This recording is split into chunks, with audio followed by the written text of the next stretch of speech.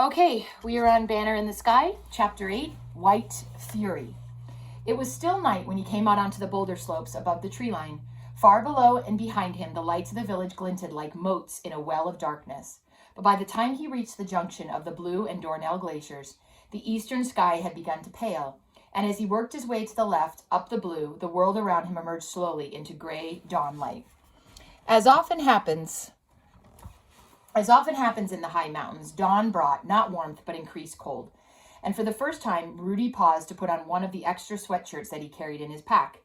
Even with its protection, however, the chill gnawed through to his bones. An icy breath rose from the white waste of the glacier.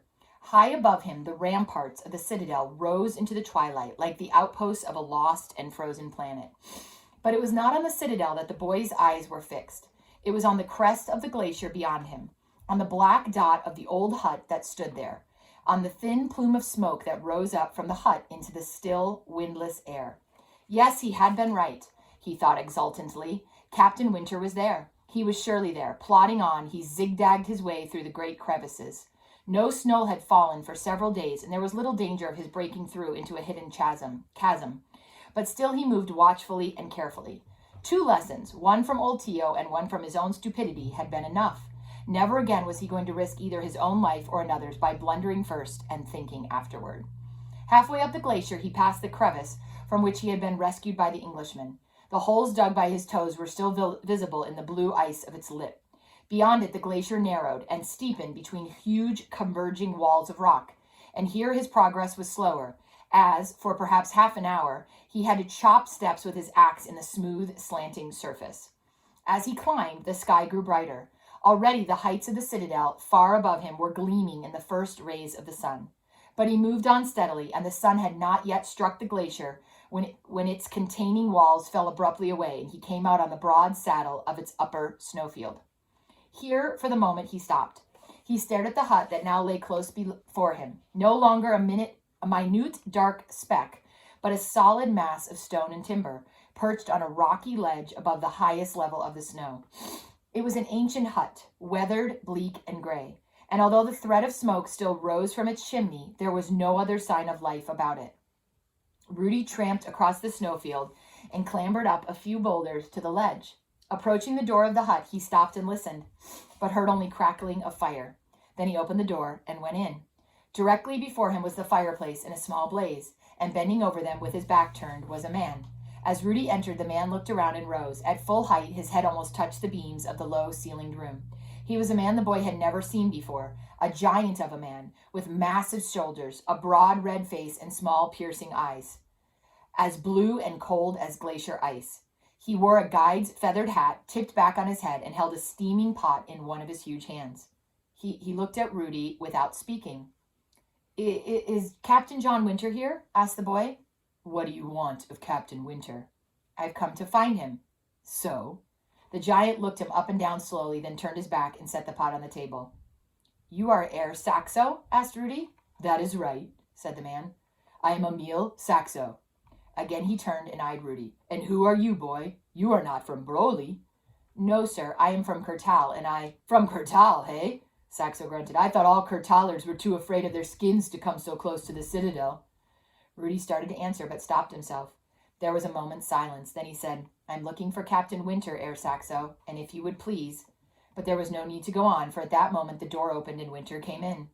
He wore boots and climbing clothes and was stowing a small telescope into a case slung over his shoulder.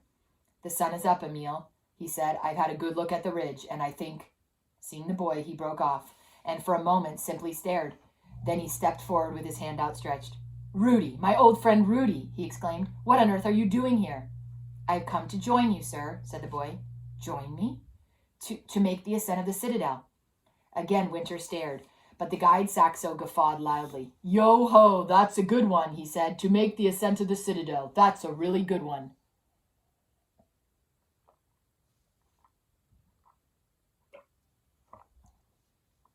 Winter looked at him briefly and then back at the boy. He was still struggling with surprise and trying to marshal his thoughts. "Well," he murmured, "well, I'll be." Something that was half a smile touched his lips, and he put his hand on Rudy's shoulder.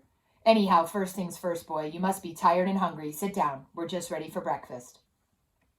He took 3 tin cups from a shelf and set them beside the pot on the table. From a pack, Saxo produced bread, preserves, and a slab of dried meat. You have met Emil Saxo of Broly, Winter asked, as they sat down. This is Rudy Matt, he told the guy, son of the great Joseph Matt of Kurtal. So, Saxo's thick eyebrows went up a little. He was a good man, Joseph Matt, he conceded grudgingly. The best of the Kurtalers. And his son here is going to be a good man too, said Winter. Already he has done some fine climbing, not to mention saving my life. He told briefly of what had happened on the glacier, and the guide listened in silence.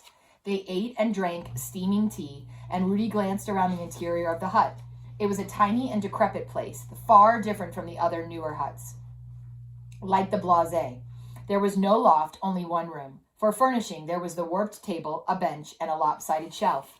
In a corner was a thin layer of moldy straw on which Winter and Saxo's blankets were spread. High on one wall, the mortar between two stones had fallen away, and the whole was stuffed with old sacks and shreds of clothing.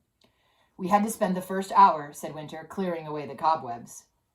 When did you come up, sir? Asked Rudy. Yesterday, during the afternoon. Winter looked at the boy curiously. And you, he said, you must have climbed half the night. I left early this morning. And what about your mother and uncle? Winter asked. What did they say about your coming? Rudy swallowed. He was prepared, but still he swallowed. They said it was all right, sir. You mean they gave you permission? Yes, sir. Winter was still watching him with a curious expression. Rudy could not tell if he believed him or not. If I was with you, sir, he murmured, they said I could go. Silence filled the room. His lie seemed to fill the room. First I was a thief, he thought. Now I'm a liar. Dear God, he prayed. Dear Jesus and loving Mary, forgive me. I am wicked. I am evil, but I cannot help it. Forgive me. How did you know I was here? Asked Winter. I was sure that you could not leave the citadel, my captain, and I remembered what you once said about perhaps going to Broly. Then we heard there was someone in the hut, and I was sure that it was you. And your uncle? My uncle? He still wouldn't come? No, sir. But he allowed you? Yes, sir. There was another silence, and Captain Winter sipped his tea. Then Saxo spoke. Perhaps it is good to have the boy here, he said. He can keep the hut clean and have food ready for our return. Mama, the picture frame fell on the puppies. The big glass picture fell on the puppies. Are they okay? Yeah. Okay, move it. I did. Please. Rudy's heart sank. He looked from the guide to Winter. But, sir, that is not why, he fumbled. I mean, I know why you came, son, said Winter quietly. He finished his breakfast without speaking again. Saxo had risen and was coiling a length of rope. It is time we get going, he said. You are starting today, sir? Asked Rudy. Winter nodded and rose too. For the actual climb, no. Today we're just going to, that's that word again that I didn't look up, reconnoitre, up to the base of the ridge and then following it for a way. As far as the fortress, perhaps if we can make it. Then, if it looks all right and the weather holds, we'll make our real try in a couple of days. But first we'll have to go down to the valley for more food and equipment. And may I please? Come outside, said Winter. I'll show you what we're planning. They went out and the sun was up and it was much warmer. Standing side by side, they peered up at the great mountain that tiered above them into the cloudless sky. The southeast ridge seemed to loom almost directly overhead. And yet Rudy knew it was not so close as it looked. In terms of time and human effort, it was not close at all, for its base was separated from them by a savage slanting wilderness of ice and snow slopes, slag and boulders, cliffs and chasms. I think the best way, said Winter, pointing, is across the col above the blue glacier and then up that smaller glacier on the left until we reach the icefall. Through the telescope, there looked to be a good enough route up the icefall, and beyond it we'll have our choice of a snow slope. You see it? Or of climbing the cliffs along its side. Either way would bring us out close to the foot of the ridge, and from there on it will simply be a matter of following it. We know it can be climbed at least as far as the fortress, thanks to your father and Sir Edward Stevenson. Emil Saxo had come from the hut and stood beside them, squinting upward. I think maybe we will not stay on the ridge all the time, he said. There are places where it may be better on the south face. Perhaps, said Winter. That we can decide when we get there. He turned away from the mountain. Well, are we ready? He asked. We? Rudy said. Rudy watched. Come on, boy. What are you dawdling for? Rudy's heart swelled. He could hear it thumping in the stillness, but then there was another sound, and it was Saxo's voice. Boy, he said. You do not mean the boy is coming. Why not? Said Winter. The citadel is a great and fierce mountain. It is no child's play. And Rudy here is no child. Wait until you see how he climbs. You have told me yourself there is no guide in Kurtal who would venture on the citadel. And now this boy comes, not even a grown man. We're not climbing the citadel today, said Winter quietly, but only reconnoitering. The boy is his father's son, Joseph Matt's son. Remember that. Let him come with us, and we'll see what he can do. Saxo hesitated. His sharp blue eyes studied Rudy as if he were some sort of unfamiliar insect. Then he looked back at Winter and shrugged. You are the heir, he said. It is what you want, very well, but only for today, he added. Only for reconnaissance. I'm not going to pull some young Lasubi 6,000 feet to the top of the citadel. Truly, sir, Rudy began, but Winter interrupted him. All right, he said, we won't plan beyond today. He turned and gazed steadily at the boy. But one thing must be understood, Rudy. There will be no experiments, any individual climbing, any route finding on your own. You will be an apprentice porter, that is all, and you will do exactly as Emil and I tell you to do. Yes, sir, Rudy murmured. Winter stood watching him for another moment, then turned away. Well then, let's go, he said. Re-entering the hut, they got their axes, and Saxo slung his rope over his shoulder.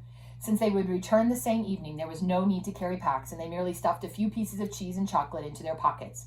They put out what was left of the fire and started off. For the first hour or so, the going was easy. Following the route Winter had pointed out, they moved along the crest of the Blue Glacier, cut across a slope of tumbled boulders, and came out on the smaller tributary glacier that descended from the east face of the citadel. Here, however, the gradient steepened sharply, and they paused to rope up. And for the next 2 hours, they zigzagged slowly up the long incline of ice. As he had done with Franz on the Wunderhorn, Winter alternated with Saxo in the lead, but this time Rudy's position in the middle of the rope. On such a slope, the work of the leader was arduous, for almost every move required the cutting of a step before their feet could gain a hold in the smooth surface. The bright prong of the axe rose and fell. Chips of ice flew out and slithered down the white chute beneath them. The leader cleared the step, tested it, moved up, and chopped again. The others followed him. Rudy would have been glad to take his turn in the lead.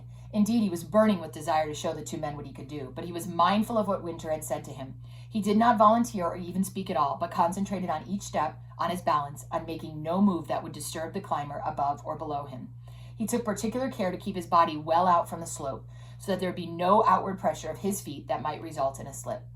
The gradient increased from 40 degrees to 45, from 45 to more than 50, and it seemed no longer a slope they were ascending, but an immense white wall, to which they clung like ants. But still the bright axe head rose and fell. Still they stepped up, waited, stepped up again, and at last the steepness eased off before them, and they came out on the uppermost level of the glacier. Here was what is called a bergschrund, the great final crevice that separated the main section from the ice fall above. Standing on its lip, they looked down into a bottomless cavern of blue ice, then set about the next step of finding a way to pass it. A quick glance showed that there was no way around to the side. Here at its apex, the glacier was no more than 100 yards wide, and the bergschrund extended the whole way across it, ending against smooth and vertical rock walls. Nor could it be jumped, because its farther rim was much higher than the one on which they stood. The only possible way across a natural snow bridge was a natural snow bridge that spanned the crevice near its center, if the bridge would hold them. Edging out to the last inch of solid ice, Saxo drove his axe down into the snow. It went through, unchecked, for perhaps a foot, then struck firmer snow underneath and held fast. The guide moved to another position and tried again. Winter moved up beside him and drove in his own axe. The results were the same. It should go, said Saxo, and the Englishman nodded. Then he hitched the rope around his axe and paid it out slowly, while Saxo moved out onto the bridge. The guide put out one foot and rested it on the snow. It sank in for an inch or two. Then the snow tightened and held. He took a second step and a third, and on the third his leg went in almost to the knee, but then stopped. And with the fourth he reached the upper rim of the crevice. Winter nodded to Rudy, and now the boy went across, while the two men belayed him from either side. And finally he and Saxo held the rope on the upper rim as Winter followed in their tracks. So far so good, said the Englishman. The bergschrund was behind them. Next came the icefall, or upper glacier, a steep, tumbled labyrinth of ice that cascaded down the flank of the mountain. Here they were no longer on a smooth, open surface, but in a wilderness of towers, ridges, and deep gullies, through which they had to grope their way as if through a trackless forest.